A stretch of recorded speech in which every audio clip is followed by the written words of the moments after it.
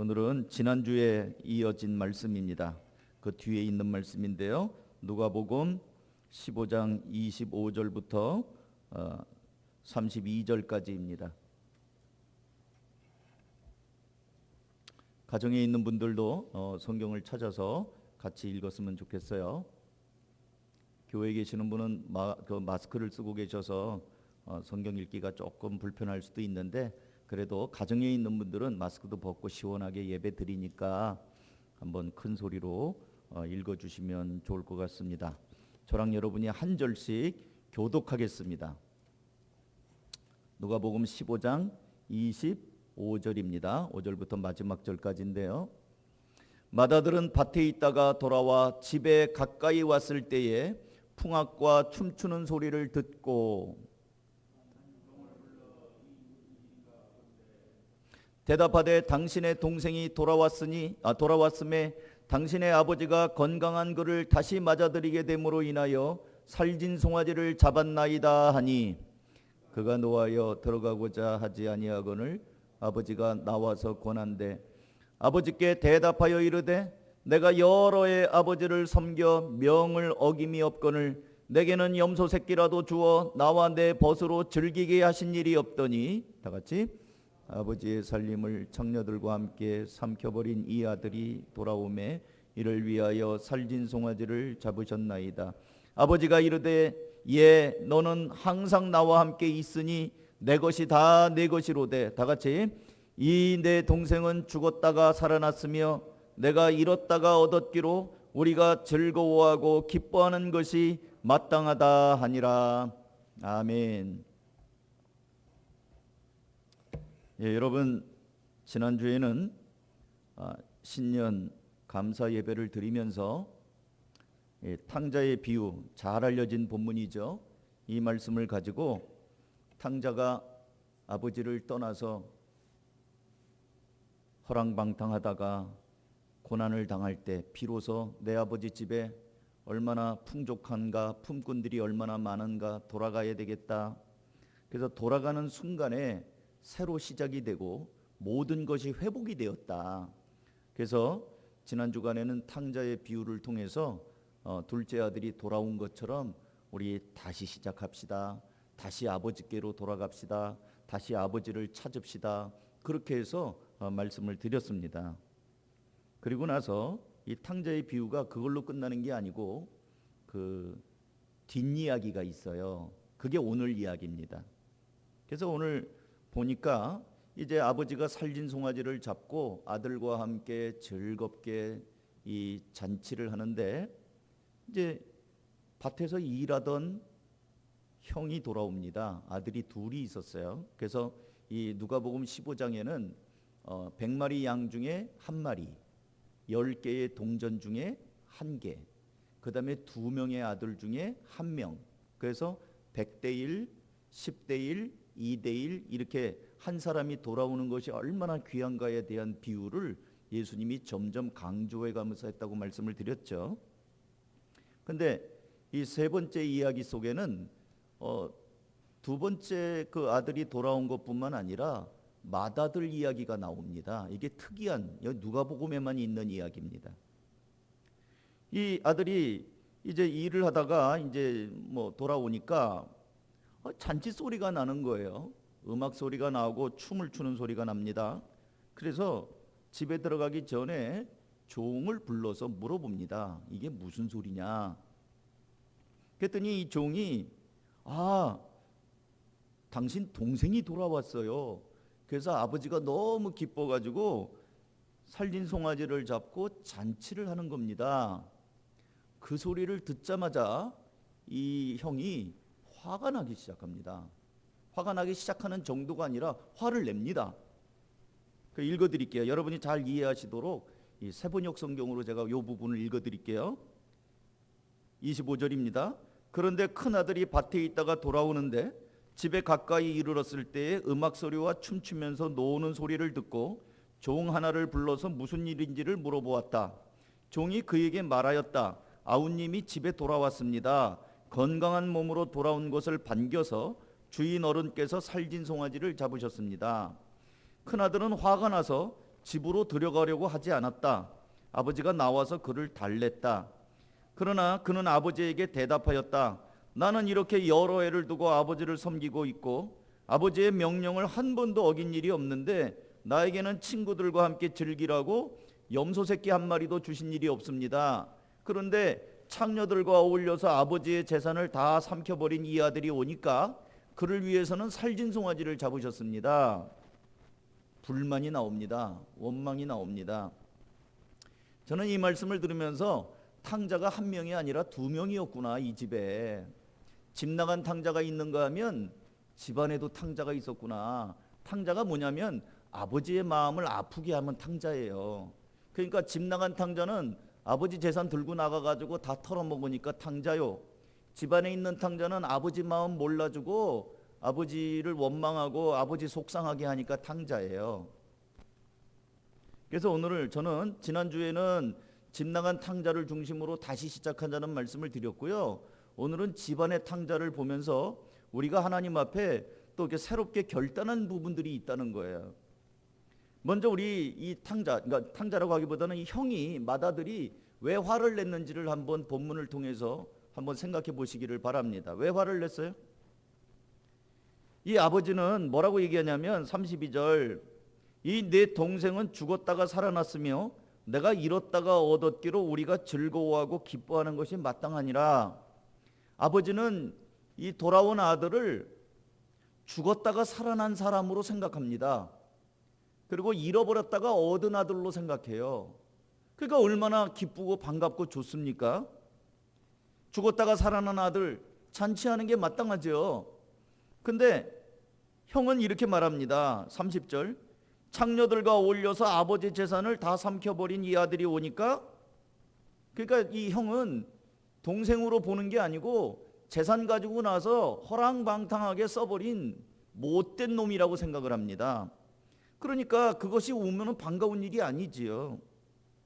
아버지는 그동안 아들이 언제나 돌아올까, 이제나 저제나 올까 아들을 기다려왔습니다.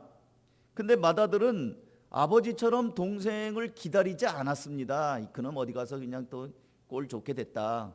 아버지 재산 갖고 오늘도 술 퍼마시고 있겠지. 어서 못된 여자들하고 놀고 있겠지. 이렇게 생각을 하니까 동생을 동생으로 여기지 않고 기다리지 않아요. 근데 사실 여러분, 동생은 맏아들은 동생이 뭐 하고 있는지 본 적이 없습니다. 동생이 아버지 재산을 가지고 창녀들과 함께 어울리면서 삼켜버렸는지를 본 적이 없어요. 근데 동생이 돌아왔고 아버지하고 있는데 동생 면전에서 그렇게 얘기를 하는 겁니다. 아니, 본 적도 없는데 이게 가짜 뉴스예요. 요즘 말하는 가짜 뉴스. 돈을 낭비하고 그랬는지 모르지만 꼭 그렇게 했는지 본 적은 없거든요. 그렇다고 한다면 형이 자기를 향해서 그렇게 말하는 것을 들었을 때 동생의 마음은 어땠을까요? 형이 정말 자기를 사랑한다, 나를 위해서 하는 말이다, 그렇게 받아들일까요? 나를 지금 환영하고 비록 쓴소리지만 형이 나 생각해서 하는 말이다, 그렇게 생각이 들까요? 여러분이 입장 봐놓고 그 자리에 있다고 생각해 보세요. 굉장히 불편할 겁니다. 아버지 때문에 내가 오기는 왔지만 형의 태도나 형의 말을 들으면 굉장히 불편할 거예요. 그리고 그 형제 간의 갈등이 있는 속에서 아버지의 마음은 또 얼마나 아플까요? 맏아들은 아버지의 마음을 알지 못했습니다. 아버지는 날마다 해질녘이면 동구 밖에서 아들이 이제나 저제나 올까를 기다렸습니다. 근데 맏아들은 그런 마음 몰라요. 일하고 왔으니까 빨리 가 씻고 먹고 자야지, 그런 생각만 하고 아버지는 왜 저렇게 나가 있는 거야? 별로 몰랐어요. 그러니까 기쁘지도 않아요. 사랑하는 성도 여러분, 우리가 이 본문을 보면서 예수님의 의도가 뭐냐면 지금 이방인들이 돌아오는 거에 대해서 유대인들이 고깝게 생각을 했거든요. 왜 예수님은 죄인들과 세리와 창기들과 먹고 마시는가? 왜 죄인의 집에 들어가는가? 이 맏아들의 태도예요. 왜 예수님은 저렇게 죄인들, 저 그냥 버려마땅한 놈들하고 같이 어울리고 그럴까? 차라리 우리 유대인들, 깨끗한 사람, 의로운 사람들과 같이 있지, 왜 어떻게 저렇게 그런 사람들하고 같이 어울리나? 그거를 예수님이 지금 얘기를 한 겁니다. 잃어버린 영혼들에 대한 안타까움이 없고요, 어떤 자기들 위주에 있는 그런 사람들, 기득권에 있는 사람들, 이런 것에 대해서 예수님께서는 당시 유대인들의 모습이 여기 마다들하고 비슷하다라고 그들에게 들으면서 어떤 깨달을 수 있도록 이런 비유를 말씀한 겁니다. 근데 오늘날 이게 이제 현대 교회 안에서도 아무 소용이 없다면 이 말씀이 그때로 끝나고 말았겠죠. 오늘날 우리 교회의 모습 속에서도 그런 모습들이 없지 않아 있습니다. 오늘날에는 전도하기도 굉장히 어려워요. 사람들이 지금은 코로나 시대에 교회에 오는 게 반갑지 않습니다. 왜냐하면 체온도 제한되고요. 혹시라도 우리 그런 적 있잖아요. 코로나로 처음에 왔을 때 신천지가 막 코로나 걸렸을 때 인근 교회로 막 간다 그러니까 우리가 낯선 사람은 오지 못하게 하자. 밑에서 막 누군지 뭐 확인하고 그러지 않았습니까? 그게 연장이에요. 지금 연장이다 보니까 이제는 다른 사람들이 낯선 사람이 오면 우리가 덜컥 경계심부터 들어가요. 저 사람 누구지? 이제는 신천지에서 코로나 걸렸다는 소식이 별로 없습니다. 근데도 이제는 반갑지가 않아요. 그리고 또 세상에서도 교회에 대해서 그렇게 좋은 이미지로 다가오질 않습니다. 그러니까 엎친 데 덮친 격이 됐어요.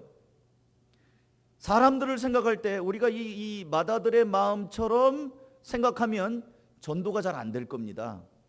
어떤 사람을 때 저 사람 어떤 사람이지 수상한데 혹시 또 우리 교회를 좀 어렵게 하러 올린 사람 아닐까, 이렇게 경계심을 가지면 우리가 그 영혼들을 구원하는 일에 나아가기가 어렵다는 거죠. 그러니까 아버지가 사람을 보는, 아들을 보는 마음과 맏아들이 아들을 보는 마음이 전혀 달랐다는 거야. 그래서 화가 나는 거예요. 또 묻겠습니다. 맏아들이여, 당신은 왜 그렇게 화를 내는 것입니까? 지금 맏아들이 하는 얘기를 들어보면 이렇게 따집니다. 아버지께 대답하되 29절, 아버지, 내가 여러의 아버지를 섬겨 명을 어김이 없거늘 내게는 염소 새끼 한 마리도 안 줬지 않습니까? 내 친구들하고 즐기도록 아버지가 그렇게 준 적이 없잖아요. 근데 이놈의 아들이, 이 못된 아들이 왔다고 소를 잡아요? 여기 영어 성경에는 이렇게 나와 있습니다. 제가 직역을 할게요. 영어를 읽어드리기보다는 제가 직역을 할게요. 한국말로. 보십시오 아버지, 나는 여러 해 동안 아버지를 위해 슬레이빙, 종처럼 일했습니다. 그런데 한 번도 당신 말씀도 어긴 적이 없는데 나한테 이러실 수가 있습니까? 이 서운함이에요. 화가 왜 났는가? 서운해서 화가 나요. 서운하면 화가 납니다. 근데 이 맏아들의 얘기를 보면 자기는 여러 해 종처럼 일했다는 거예요. 아버지 말을 한 번도 어긴 적이 없다는 거예요. 나는 착한 아들이라는 거예요. 근데 이 맏아들은 스스로 아들이라기보다는 종으로 생각했습니다. 여기 종이라고 하는 거는 사도 바울이 얘기한 건 나는 예수의 종이다 뭐 이게 아니에요. 자기를 겸손하게 종으로 한 게 아니고요. 그 의식구조 자체가 아들이 아니고 종의 생각을 가졌다는 거야. 품삯. 아버지와 아들 부자지간의 바른 관계에서 일을 하면서 이 모든 건 내가 열심히 일하는 건 다 우리 거다 이런 생각이 아니고 주종관계가 돼버린 거예요. 아버지하고 품삯을 계산하고 있어요. 그러니까 이 품삯을 계산하니까 이 머슴이 된 거예요. 마음속에 머슴이에요. 나는 종처럼 일을 해왔는데 아버지는 나한테 염소 새끼도 한 마리 안 주더니 살진송아지를 주니 서운합니다. 이 말을 들으면 맏아들은 그동안 가족으로 아버지를 사랑해서 일한 게 아니라 의무감으로 일한 것이 분명하죠. 저는 우리가 이렇게 하나님을 향해서 때때로 서운할 때가 있어요. 하나님을 향해서. 왜 그러냐면 내가 하나님 이렇게 열심히 충성했는데 나한테 이렇게 우리 가정이 고작 이겁니까? 왜 우리 아이는 아픈 겁니까? 우리 사업장은 왜 이렇게 안 되는 겁니까? 하나님 내가 교회를 그렇게 섬겼는데 왜 우리 집은 경제적으로 이렇게 늘어나지 않는 겁니까? 내가 저 사람을 위해서 기도를 얼마나 했는데 응답이 고작 이겁니까? 하여튼 등등 내가 기대하고 원하는 대로 안 돌아갈 때 우리는 섭섭해요. 내가 그렇게 일을 했는데 염소 새끼 한 마리 없는데 이럴 수가 있습니까? 하나님을 향한 기대가 있어요. 우리가 내가 이렇게 충성하면 하나님은 이렇게 복을 주시고 내가 이렇게 봉사하면 또 이런 일도 저런 일도 있고 그럴 것이다 했는데 그게 내 기대대로 안 돌아가는 거예요. 맏아들이 내가 이렇게 열심히 했으면 아버지가 야 친구들하고 오늘 즐겁게 한번 즐겨라 염소 새끼 한 마리 줄 알았는데 안 줬어요. 그게 차곡차곡 서운함이 있었어요. 근데 이 못된 아들이 왔는데, 막내 아들 왔는데, 둘째 아들 왔는데 소를 잡아? 아버지 너무하시구만. 서운한 게 팍 터져버린 거예요. 전 이해합니다. 맏아들이 화내를 내는 게 그럴만도 하다. 근데 그 다음 이야기를 들어보면 아닌 것 같아요. 세 번째로 왜 화를 냈는가? 아버지가 불공평하다는 거예요. 그죠? 불공평하죠. 나한테 염소 새끼 한 마리 안 주더니 소를 잡아? 불공평하죠. 근데 한번 다시 볼게요. 아버지의 살림을 30절 나한테는 준 적이 없는데 창기들과 함께 상녀들과 함께 삼켜버린 이 아들이 돌아오매 그를 위하여 살진 송아지를 잡았습니까? 이것이 이제 서운한 거라고 얘기했죠. 그런데 재산 나눌 때 한번 보세요. 둘째가 아버지한테 얘기하죠. 아버지 기왕에 재산 줄 거 미리 주세요. 그래갖고 재산 나눴잖아요. 그게 이제 11절이에요. 11절 말씀 잘 보세요. 제가 세 번역으로 읽어드릴게요. 예수께서 말씀하셨다. 어떤 사람에게 아들이 둘 있는데 작은 아들이 아버지에게 말하기를 아버지 재산 가운데서 내게 돌아올 몫을 내게 주십시오 하였다. 그래서 아버지는 살림을 두 아들에게 나누어 주었다. 우리가 보는 개혁성경, 개정개혁성경에는요 각각 나누어 주었다 이렇게 돼 있어요. 그리고 세번역 성경에는 요 각각 나누어 주었다는 말을 두 아들에게 주었다고 돼 있습니다. 그러니까 이 탕자가 아버지 재산 나눠갈 때 이 탕자에게만 준 게 아니고 맏아들한테도 기왕 살림 나는 거 똑같이 줬어요. 근데 나중에 찾아보세요.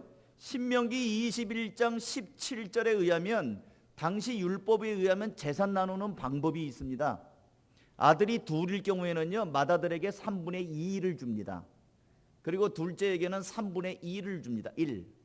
그러니까 세 몫으로 나누어서 두 배는 첫째에게 주고 나머지 한 덩어리는 둘째에게 주는 거예요. 그러니까 장자는 두 배를 가졌어요. 두 배. 불공평하다고 말할 처지가 아닙니다. 첫째가 더 받았어요. 동생보다 두 배를 받았어요. 그리고 나서 이 첫째가 아버지한테 불평을 하니까 아버지가 또 이렇게 말합니다.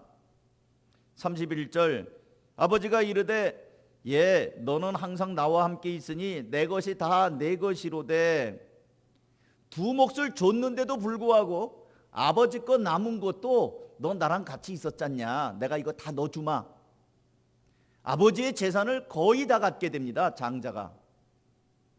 그래서 여러분 이 에서하고 야곱이 아버지의 장자권 때문에 얼마나 이 야곱이 기를 쓰고 형의 에서 그 장자권 뺏으려고 그러잖아요. 그래서 속임수로 아버지가 눈이 멀어서 안 보이니까 축복을 받는데 다 받았어요. 나중에 에서가 사냥해가지고 뒤늦게 와가지고 아버지 저 왔습니다. 축복해 주십시오. 그럴 때 없다. 너 줄 거 없다. 다 줬다. 네 동생인 거 내가 모르고 하늘의 복과 땅의 복 기름진 거 다 줬다. 너는 칼 들고 나가서 살 것이다. 그러니까 이런 폐단을 막기 위해서 장자에게 몰빵을 한 거에 다 줘버리니까 이제 신명기에 와서는 그렇게 주지 말고 장자에게는 두 몫을 주고 그래도 막둥이도 좀 받을 게 있어야지. 그래서 셋으로 나누어서 장자에게 두 배, 막내에게 둘째에게는 하나 이렇게 주는 거예요. 그런데 아버지가 뭐라고 얘기하냐면 다 네 거다. 나머지도 다 네 거다. 그렇다고 한다면 아버지 나한테 염소 새끼 한 마리도 안 줬어요. 이거는 말이 안 되는 거예요. 이미 염소 새끼 안 준 게 아니라 자기가 맘대로 잡아먹을 수 있어요. 자기 거니까. 맏아들은 언제든지 염소 새끼든 살진 송아지든 잡을 수가 있어요. 먹고 싶으면 친구들하고 잡아먹으면 돼요. 그럼 왜 그렇게 안 했을까요? 아버지가 안 줘서 안 한 게 아니고 한 마리라도 잡아먹으면 축이 나니까 자기 재산 축이 나니까 인색한 마음에 안 잡아먹은 거예요. 자기 재산이 축나는 게 아까운 거죠. 인색해서 그런 거지 아버지가 안 준 게 아니에요. 그래놓고 지금 아버지에게 탓하는 겁니다. 이 부패한 죄된 본성을 가진 인간은 말이에요. 자기의 잘못을 인정하기보다는 남을 탓하기를 좋아합니다. 이게 아담과 하와 에덴 동산에서부터 지금까지 어떤 문제가 있을 때는 찬찬히 나의 잘못을 살피기보다는 다른 사람 탓을 하기를 좋아하는 본성이 있어요. 사랑하는 성도 여러분, 이렇게 엉뚱한 소리로 따지고 불평하며 집에 들어오지 않으려고 하는 마다들을 아버지는 집 바깥으로 나가서 얘야 들어와라. 왜냐하면 이 마다들이 종을 불러서 무슨 일이냐고 묻고 잔치한다고 그러니까 기분 나빠하면서 안 들어가잖아요. 그러니까 아버지가 집에서 나와가지고 너 왜 이러냐, 들어가자, 네 동생은 죽었다 살아난 아들 아니냐, 이거 다 네 거다, 이러면서 얼르고 달래는 장면이란 말이죠. 사랑하는 성도 여러분, 이제 지난주에 이어서, 지난주에는 이제 탕자, 이 둘째 아들 얘기를 했다면, 하나님은 오늘도 우리에게 똑같이 말씀하셔요. 하나님은 맏아들이나 둘째 아들이나 똑같이 사랑하신다는 거예요. 어떤 면에서는 더 많이 사랑하셔요. 더 많이 주셨어요. 그리고 둘째 아들은 돌아오라고 쫓아다니지 않았지만 맏아들은 아버지가 뛰어나와서 그 맏아들을 만나면서 이런저런 말로 달래기도 하고 이거 다 네 거다라고 얘기도 하고 설득도 하고 이러면서 들어오게 하죠. 인내심을 가지고 탕자를 기다린 아버지는 또 인내심을 가지고 우리를 또 이렇게 말씀하시고 하십니다. 그렇다고 한다면 우리는 이제 어떤 면에서는 저는 이제 맏아들이라는 관점에서 지금 말씀을 드리는 거예요. 우리 모두는. 왜? 우리는 이 교회 바깥에 있는 비신자들이 아닙니다. 집안에서 하나님의 말씀을 듣고 하나님과 함께하고 하나님의 천국을 기업으로 받고 하나님의 나라를 소망하는 사람들이기 때문에 어떤 면에서는 우리는 맏아들과 다를 바 없어요. 더 많이 받았어요. 더 많이 축복을 받았습니다. 세상 사람들은 겨우 뭐 기도 하나 해서 아이고 되면 좋았다 응답받았다 그러지만 우리는 날마다 하나님의 말씀과 약속 속에서 살아가는 사람들입니다. 그런데도 불구하고 감사의 정도와 깊이를 보면 그 작은 것 가지고 기뻐하는 사람들보다 오히려 우리가 늘 은혜를 받으면서도 감사를 못할 때가 많지 않은가? 하나님의 은혜를 받으면서도 우리는 오히려 하나님께 이럴 수가 있습니까? 저럴 수가 있습니까? 하면서 하나님을 향한 서운함이 혹시 있지 않는가? 무엇보다도 우리는 하나님의 구원받은 자녀요, 하나님이 주신 우리 좋은 가족들이 있잖아요. 또 교회가 있지 않습니까? 섬길 수 있는 사람들이 있고 나를 위해서 기도해 주는 사람들이 있고, 어저께 우리 중보기도팀 온라인에서 만났는데 그래도 거기 계신 분들이 그래도 기도하기가 쉽지 않았다는 고백들을 하더라고요. 이 집에서 기도하려니까 얼마나 방해가 많아요. 찾아오는 사람도 있죠, 전화도 있죠, 뭐 급한 일도 있죠. 그런 가운데서도 어떻게 그냥 기도도 잘 못하고 그랬지만 그런 가운데서도 하나님이 응답해 주셔서 감사합니다, 그런 얘기하는 걸 봤어요. 사랑하는 성도 여러분, 이제 말씀을 마무리하겠습니다. 이제 누가복음 이 탕자의 비 오늘 연속으로 말씀을 드렸는데요. 우리는 없는 것보다 그런 가운데에서도 있는 것을 보고 감사하고, 기도했는데 이루어지지 않은 것 때문에 서운하기보다는 그런 가운데서도 하나님이 지금도 나를 붙잡고 계시고 하나님이 나와 함께 하신다는 사실 때문에 감사하고, 그리고 또 이런저런 경제적인 어려움들이 있죠. 저 알아요. 우리 교회 성도들 자영업하는 분들, 우리 오늘 김 지사님도 기도했지만 자영업하는 사람도 얼마나 힘들어요. 그런 것도 있지만 또 한편으로는 건강한 자녀들이 있고 어려운 가운데서도 따뜻하게 쉴 수 있는 집이 있고 배골지 않고 밥을 먹으며 또 그래서 서로 위로하고 격려할 수 있는 배우자가 있고, 그런 것으로 인하여 불평하고 원망하고 서운하다고 그러고 불공정하다고 그렇게 맏아들처럼 대꾸하는 것이 아니라 하나님 앞에 그런 가운데에서도 우리에게 두 몫을 주고 나머지 것도 다 우리 거라고 하시는 그 아버지 하나님에 대해서 감사의 조건을 찾아가면서 가자는 거예요. 그렇다고 한다면 우리는 이 맏아들처럼 기분 나빠가지고 나 안 들어갈래, 난 밭에서 일하는 흙 묻은 채로 나 안 들어가고 말래, 이게 아니라 같이 들어가서 야 너 왔구나, 아버지와 함께 같이 즐겁게 잔치하는 일에 우리가 기쁨으로 참여할 수 있지 않겠습니까? 사랑하는 성도 여러분, 이 코로나는 분명 어렵습니다. 그리고 모든 사람들이 지금 그늘져 있어요. 바깥에 나가면 뭐 추운 데다가 이 어렵기 때문에 모든 사람들이 다 힘들어요. 그러한 가운데 우리 성도들은 마치 주머니 속에 따뜻한 난로를 들고 있는 것처럼 주님 모시고 그래도 감사할 조건들을 찾아가며 하나님께서 이 어려운 가운데에서도 그래도 일할 수 있는 일거리 주시고, 물론 수입은 예전보다 또 시원치 않은 부분도 있지만 그래도 수입도 있고 집에 돌아가면 가족들도 있고 따뜻하게 쉴 곳도 있고, 그러면서 이렇게 감사할 거리를 찾아가면서 이 어려움들을 극복해 가자고요. 그렇지 않고 난 집에 안 들어갈래 화내면서 아버지 이럴 수가 있습니까? 서운합니다. 염소 새끼 한 마리도 안 줍니까? 염소 새끼 한 마리 때문에 서운하는 게 아니라 두 몫을 받은 거, 아버지께 전부 다 내 거다, 이런 배경들을 보면 오히려 작은 것 때문에 불평할 것이 아니라 감사함으로 감사를 회복하면서 나아갈 수 있기를 주님의 이름으로 축복하고 축원합니다. 기도하겠습니다.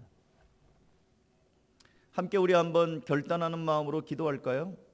저는 우리 모두가 집 나간 탕자도 될 수 있고요, 집안에 있는 이 마다들도 될 수 있다고 생각합니다. 어떤 마음, 어떤 관점, 어떤 생각, 어떤 말을 하느냐에 따라서 이 사람도 됐다가 저 사람도 될 수 있다고 생각해요.